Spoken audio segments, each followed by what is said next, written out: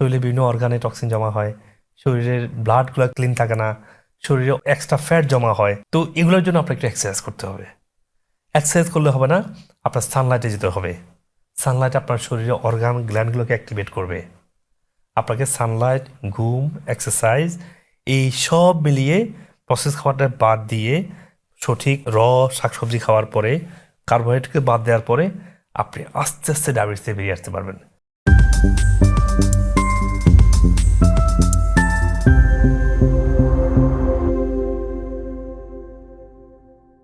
আসসালামু আলাইকুম ওরহমতুল্লাহি ওবরাকাতুহু। সুপ্রিয় দর্শক মণ্ডলী, আপনারা যারা শুনছেন হয়তো অনেকে ডায়াবেটিস আক্রান্ত হয়েছেন অথবা ডায়াবেটিস নিয়ে ভয় পাচ্ছেন, অথবা ডাক্তার আপনাকে বলেছে যে আপনার pre diabetic, make sure stay way from carb and sugar.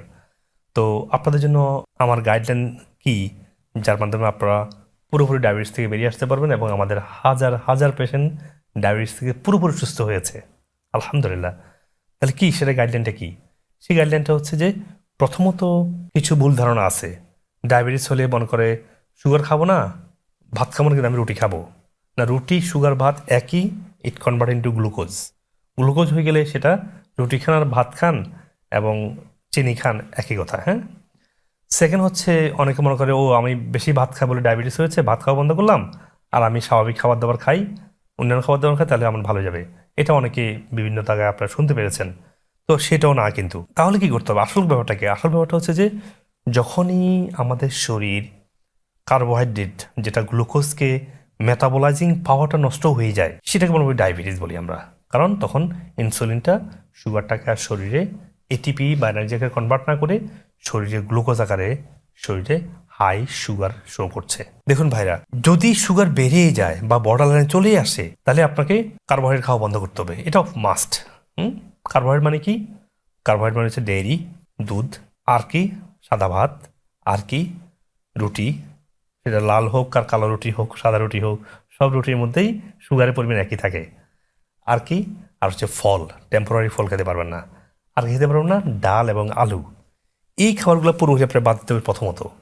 কারণ আপনার গোল হচ্ছে যে সুগার মেটাবলিজমটা বাড়ানো। আপনি সুগার খান, তাহলে কীভাবে বাড়াবেন আর এটা, তাই না? কারণ অলরেডি সব খাবারেই যেগুলো গ্লুকোজ নাই সেখানে একটু গ্লুকোজ থাকবে। তো আপনি সুগারটা বন্ধ করে সুগার মেটাবলিজমটাকে বাড়ান। ঠিক আছে? বাড়ার পদ্ধতি আমি বলছি।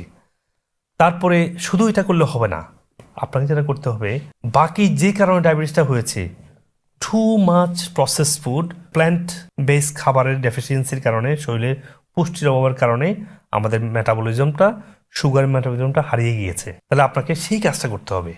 আপনাকে প্রসেস ফুড কমায় দিয়ে বেশি পরিমাণ শাকসবজি খেতে হবে। হ্যাঁ, কাঁচা শাকসবজি খেতে হবে। তখন আপনার শরীর আস্তে আস্তে আবার সুগার মেটাবলিজমটাকে বাড়াবে।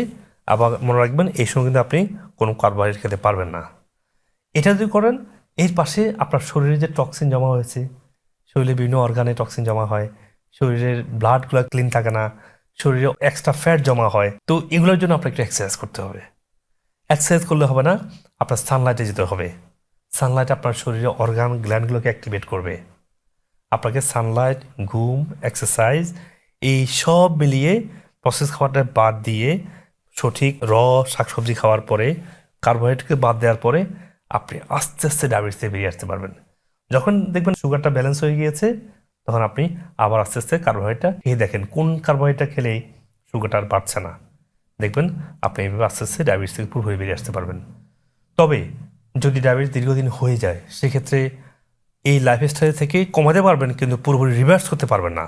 কারণ আপনাদেরই doctor Taylor, university of new castle, উনি গবেষণা করে দেখিয়েছে, কেউ যদি 6 উইকস ধরে এই কার্বোহাইড্রেট ফ্রি ডায়েট করে, লাইফস্টাইল চেঞ্জ করে, ভালো সুন্দর ঘুম, খাবার এবং সানলাইট এবং এক্সারসাইজ করার মাধ্যমে যদি ম্যানেজ করতে পারে, তার 6 উইকের মধ্যে ডায়াবেটিস রিভার্স হবে।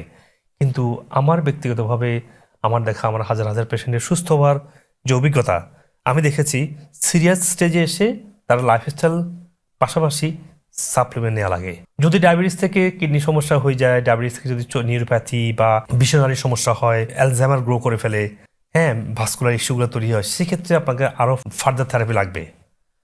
তো সাপ্লিমেন্টগুলো কী কী লাগবে? সুগার মেটার জন্য লাগবে ভিটামিন ডিটাকে ব্যালেন্সে আনতে হবে, শরীরে আপনার ওমেগা 3 বাড়াতে হবে, শরীরে আপনার নায়াসিনটাকে অ্যাড করতে হবে, ভিটামিন কেটাকে বাড়াতে হবে। এগুলো বাড়ানোর মাধ্যমে আপনার ওই মেটাবলিজমটা আবার ফিরে পাবে, শরীরে ইনফ্লামেশন কমবে, শরীরে আপনি আগের মতো সার্ভাইভিং পজিশনে আসবে, ডায়াবেটিস থাকবে না।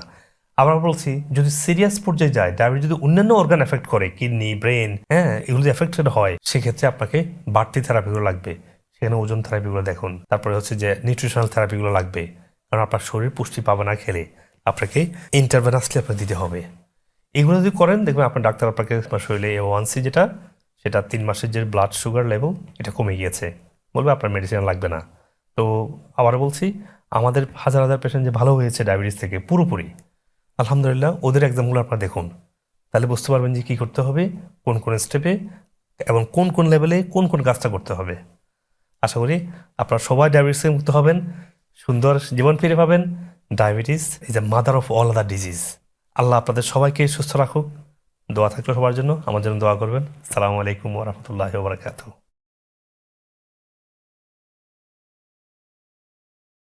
আমার 3 দিন পরের থেকে আমি ডায়াবেটিসের ইনসুলিন বাদ দিয়ে দিলাম। আসসালামু আলাইকুম, আমি নীলুফা ডাক্তার।